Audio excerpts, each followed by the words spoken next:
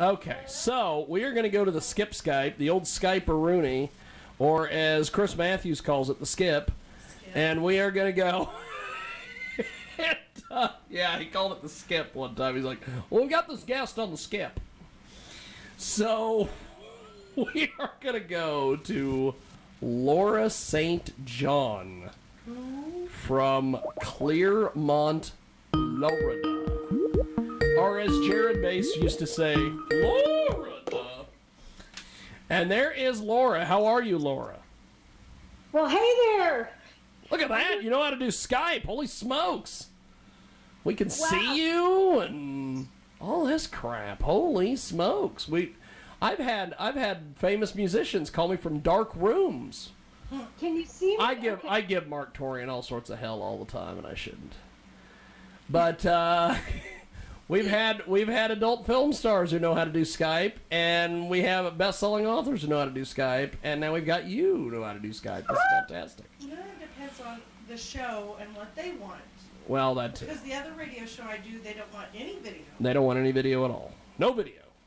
No video. Nobody wants. Well, next time I'll have to come to the station. Oh. Wow. You're going to go from Clermont, Florida, all the way to Hutchinson, Kansas? I mean, why not? Jesus. Well, you know, I had a fan dancer travel all the way from Oklahoma to Salina, Kansas years ago. He's got pizza. And I've got pizza here, so it might work. But And a belly dancer. and a belly dancer. And by belly dancer, we mean Jeffrey. But Dancing Jeffrey. dancing There's Jeffrey. 3 types of belly dance. There's masculine, feminine, and fabulous. I gotta ask, what is the story on this lady?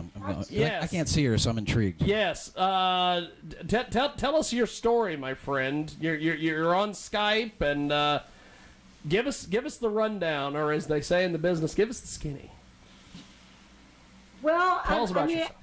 I'm a mom. I'm a wife, and I wrote 2 children's books just to try and help kids feel better about themselves and about people that might be different than them. So that's what I've been doing lately. So how did you get into writing books?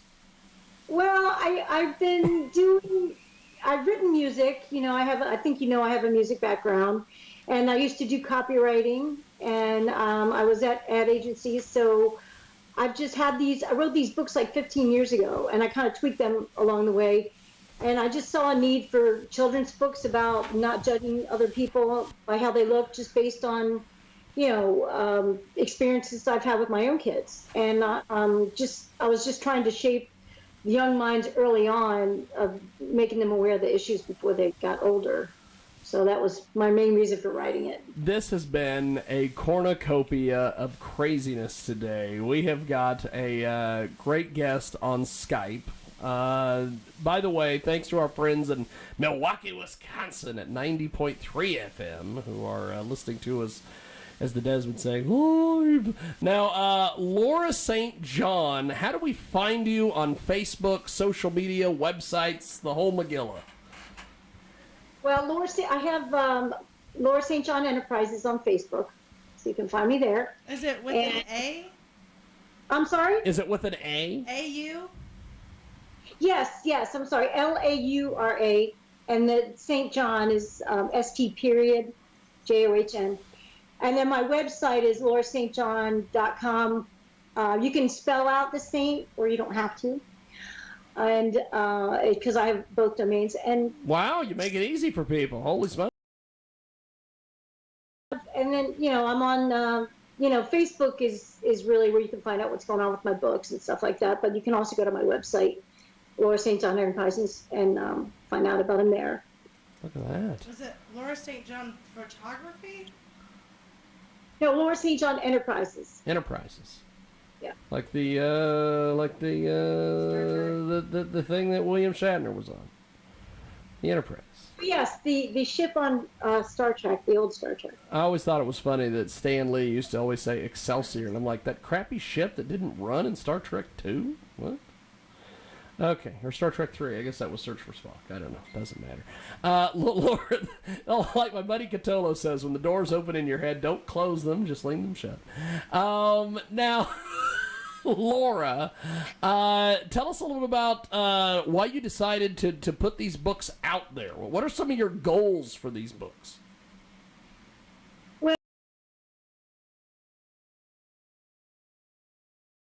Grandparents. I mean, a lot of people, I'm having a good response with the books. They all love reading the story. And basically, I mainly want to teach children that, that they're awesome and their parents to have them interact with their kids that way, to stay positive. And the characters in the book are very, Lace is a lonely ladybug, and she reaches out to Mr. Roach, he feels very unloved because of the way he looks. And they become friends, and they go on an adventure. And I hope one day to have other sequels of books about them and their adventures. So, and maybe even a kids show one day. Look at that. Ladybugs and roaches. You got to think big. See, that's okay. This is going to be interesting. I say something about ladybugs, and then I say roaches, and J. Bird Wells just turns her face up. She's like, "Ugh, I don't like roaches." I know. So explain why you put roaches in your book. Well, that's exactly why. Because when you think of, it's the human experience also. So I'm incorporating the bugs as the human experience. So when we think of things that might be a little different than us, maybe, the way we dress, and we judge people on that. And so that's why I wrote the books, because kids are picking up on that by reading it.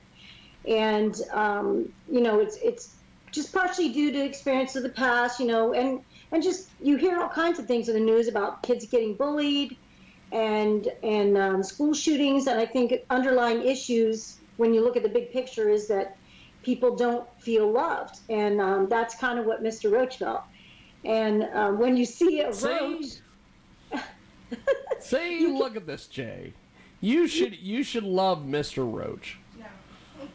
They have an entire street in Salina, Kansas named Roach Street, and I bet there's no roaches ever on that street. But go ahead, Laura. Yeah, no, go ahead.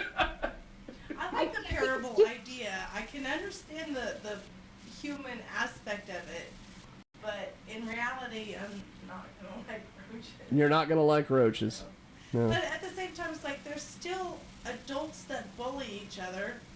I mean, that's not going to go away. You need to be able to stop treating the victim as a victim and start treating them as Superman, so that they can rise up against bullying. Wow. Laura, what do you think about that? Yeah, I actually agree with you. We all see that, even as adults, bullying other people. And my boys to cut their hair, so I mean, yeah, you're not going to get rid of the bully, but you can't roll over and die. You have to stand up and be a phoenix. well, I think if kids are raised on books like mine, the Bug Book, and other books, it teaches them to be a certain way as adults too. And we got to start young. You're kind of like, sponges, and they can absorb the messages. So I just felt a desire to do that. And, I wanted to try and encourage those kind of feelings. So I like it. I like So Jeffrey, listening to all this, you being the king of filmmaking, and he's the psychologist on he's the psychologist on the couch. What do you make of all this, brother? What's this lady's name again? Laura St. John. Laura, yeah, I would like to probably, and I don't like to read because I was a learning disability student as a kid, so I just, even as an adult now, I hate to read, but I would like to read your books, just kind of get a better feel of them.